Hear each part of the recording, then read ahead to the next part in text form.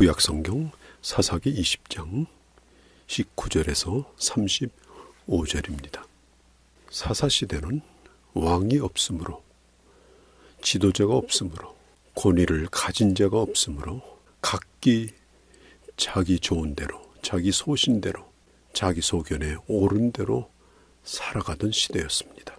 교회가 교회의 권위를 지키지 못하는 시대를 우리는 맞고 있습니다. 이런 아픔이 현대를 사는 우리에게 있습니다.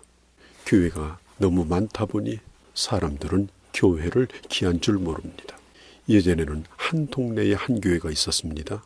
가장 높은 곳에 가장 크고 아름다운 건물이었습니다. 그래서 그 지역의 그림과 가장 잘 맞는 한 폭의 풍경화였죠. 저는 가끔 그런 생각을 합니다. 우리들의 교회가 세상 사람들의 눈에 어떻게 보일까? 단순히 그것은 건물이 아니라 교회가 이 사회 속에 가지고 있는 이미지는 어떠한 것일까를 생각해 보곤 합니다. 사도 바울이 말한 바와 같이 교회는 진리의 터요, 진리의 기둥입니다. 하나님이 세우셨습니다. 땅에서 매면 하늘에서 매이고 하늘에서 풀리면 땅에서도 풀립니다. 그 땅이 어디일까요? 땅에 있는 교회를 가르칩니다. 땅에 있는 가장 권위 있는 하나님이 세우신 가장 소중한 기관은 바로 교회입니다. 마태복음 16장에 사도 베드로가 신앙 고백을 했죠. 주는 그리스도시요 살아계신 하나님의 아들이십니다. 주님은 이 고백 위에 교회를 세운다고 하시면서 음부의 권세가 틈타지 못하게, 이기지 못하게 교회를 지켜주겠다고 약속했습니다. 그리고 교회에 천국의 열쇠를 주신다고 했습니다. 교회는 메고 푸는 권세가 있습니다. 죄 때문에 묶고 놓아야 하기도 하고 그리고 풀어주기도 하는 권세가 교회에 있습니다. 이것을 우리는 교회의 치리권이라고 말하죠. 그러므로 성도는 교회가 내린 결정을 존중해야 합니다. 따라야 합니다. 교회에 세운 지도자의 결정을 존중하는, 순종하는 태도가 있어야 합니다. 오늘 상당수의 경우 마음에 들지 않으면 박차고 나가서 다른 교회로 가버립니다. 이것은 옳은 일이 아닙니다.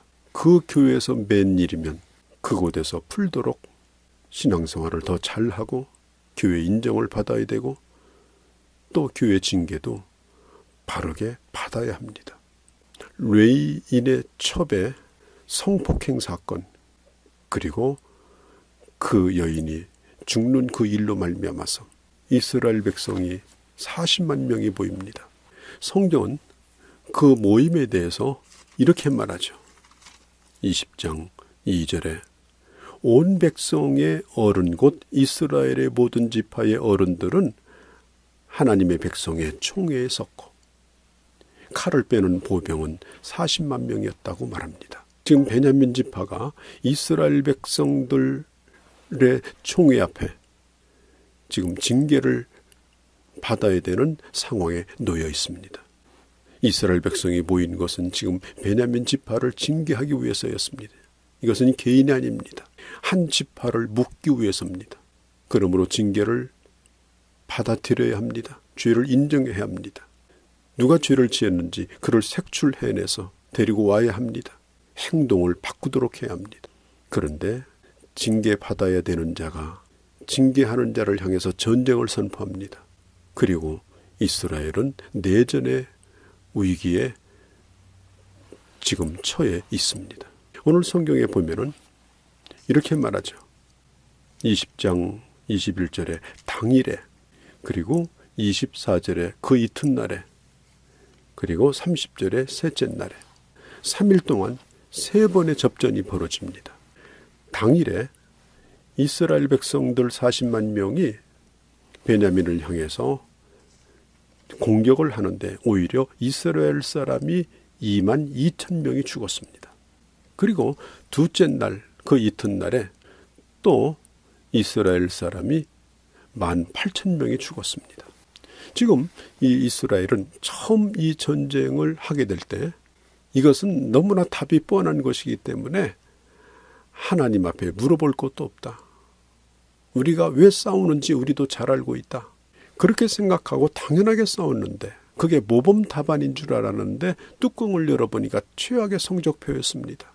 이스라엘은 악을 심판하는 것이 하나님이시라는 생각보다는 자신들의 감정, 분노, 그것으로 전쟁을 시작한 겁니다.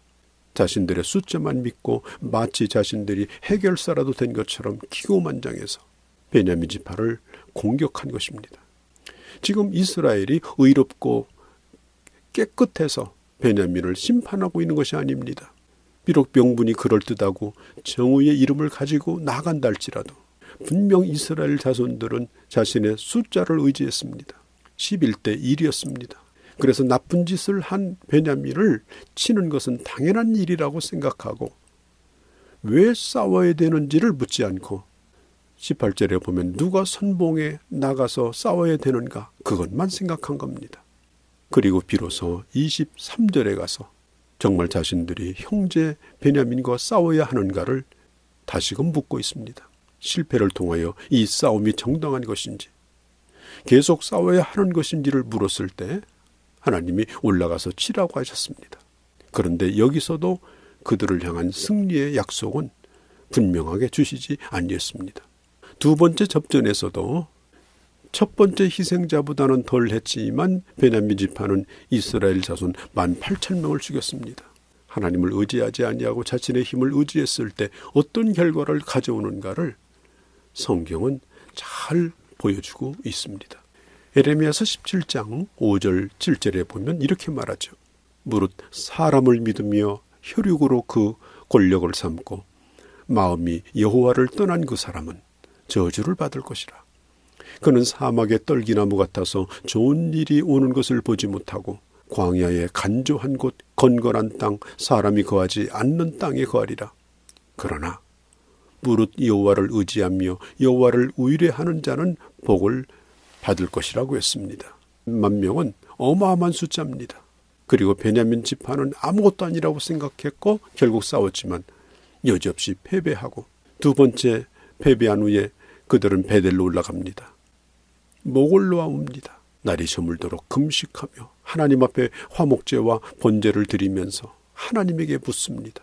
그리고 제사장 비느하스를 통하여 하나님의 인도하심을 받고자 합니다. 성경에 보면 이렇게까지 말하죠.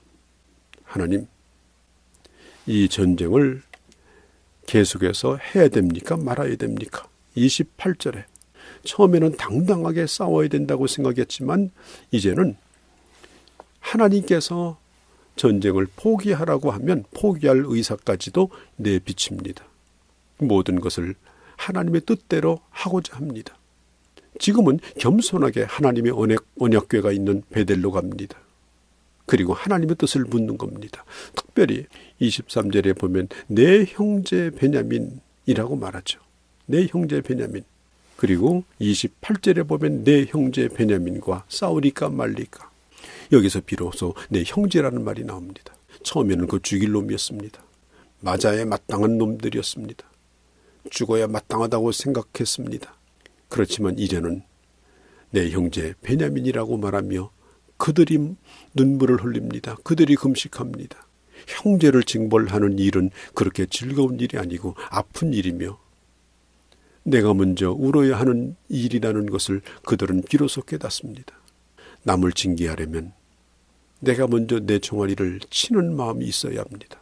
남을 때리려면 먼저 나 자신을 때려야 합니다. 다른 사람을 훈계하면 내 자신을 먼저 훈계해야 합니다. 아무리 잘못했다고 할지라도 베냐민은 분명히 형제입니다. 그들은 같은 몸입니다. 그러므로 베냐민을 치는 일은 결코 재미있는 일이 아니라 참으로 아프고 참으로 슬픈 일입니다. 실패하고 난 다음에 이스라엘은 비로소 그것을 깨닫게 되어지죠. 예수님은 십자가에 달려 죽으시면서도 자신을 십자가에 못 박는 자를 위해서 주님은 기도하셨습니다. 그들을 향하여 보복하지 않으셨습니다. 사랑하는 성도 여러분, 혹시라도 여러분들이 징계하는 자리에 있거들랑 정말 아픈 마음으로 겸손한 마음으로 그 일을 감당하십시오. 이스라엘은 이 두 번의 질문을 통해서 하나님으로부터 응답을 받습니다. 내 손에 붙이리라. 내 손에 붙이리라. 그리고 3일째 되는 날 이스라엘 자손은 베냐민 자손을 치기 위해서 전투태세를 갖춥니다. 처음에는 이스라엘이 도망치는 척하니까 베냐민이 추격을 합니다. 유인해서 들에 매복한 10,000명의 이스라엘 자손이 그들을 기다리고 있습니다. 그동안에는 밀어붙이면 된다고 생각했는데 이제 작전을 짜고 신중하게 진지하게 이 싸움에 임하는 이스라엘의 모습을 오늘 우리는 여기서 발견하게 되어지죠. 사랑하는 성도 여러분, 하나님께서 교회에게 권세를 주셨습니다. 지금도 여전히 그 권세는 유효합니다.